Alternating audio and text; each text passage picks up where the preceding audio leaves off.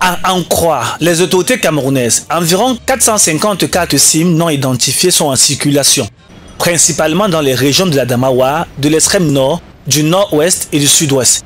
Ces cartes SIM ont principalement été utilisées par les terroristes pour obtenir plus de 300 millions de francs CFA sous forme de financement terroriste, de rançon, de chantage et de menaces pures et simples.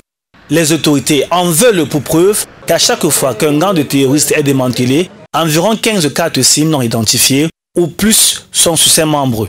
Ils somment ainsi les entreprises de téléphonie à se conformer sur 60 jours. Une décision appréciée par les Camerounais. Salutaire dans ceci que elle permet de mettre en place un mécanisme pour comprendre la guerre dans les régions du nord-ouest et la crise à l'extrême nord. Il est de sa responsabilité de s'assurer à qui appartiennent ces puces-là. Je pense que c'est un début de solution, c'est un effort de la part du gouvernement, c'est un début de solution.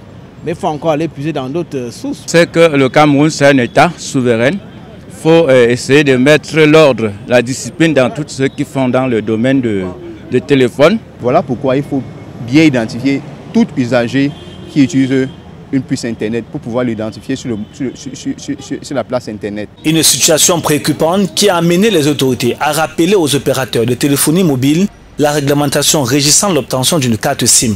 Celle-ci abstreint les demandeurs d'obtention d'une carte SIM à se faire identifier individuellement. Pour entrer en possession d'une nouvelle puce, nous avons besoin de votre identité. Si vous n'avez pas l'original, on a besoin d'un récépissé, un récépissé qui est valide. Le plus souvent, nous avons quelques soucis au niveau des jeunes là, les moins de 18 ans qui viennent acheter les puces avec les cartes de leur papa, maman. Là, c'est accord parental. Pour ces autorités, les opérateurs de téléphonie mobile se rendent ainsi coupables et complices à travers ce laxisme dans l'identification des abonnés.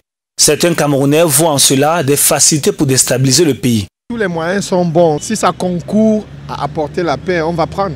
Là, ça rentre dans le jargon de la responsabilité de ces entreprises-là en matière de protection des personnes et des données. S'ils ne font pas leur travail réellement, ça peut déstabiliser. Certaines agences peuvent contribuer à ces infiltrations-là. Pour de nombreux Camerounais, il est aussi urgent de sévir le tout en passant par la sensibilisation, puis la répression. Il est important que ces entreprises et l'État du Cameroun se mettent de commun accord et qu'on revoie le système d'octroi des puces et à qui est-ce que sont destinées ces puces-là. Il faut sensibiliser ces entreprises-là qui font dans la téléphonie. Parce que ce n'est pas déjà bon d'acheter une puce déjà identifiée. Donc moi je pense qu'il faut déjà mettre vraiment un accent sur l'identification des clients. Le gouvernement camerounais somme ainsi ses opérateurs de se conformer à la réglementation sur 60 jours et d'identifier clairement chacun de ses abonnés.